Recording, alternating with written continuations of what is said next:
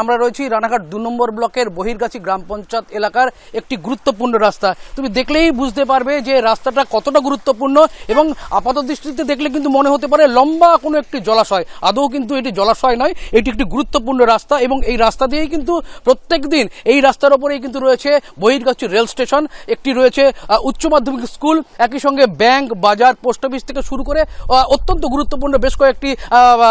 office রয়েছে এবং সেই সমস্ত মানুষ এখানকার প্রায় 10টি গ্রামের মানুষ এই রাস্তা দিয়ে চলাফেরা করেন এবং এখান থেকেই কিন্তু চলে গিয়েছে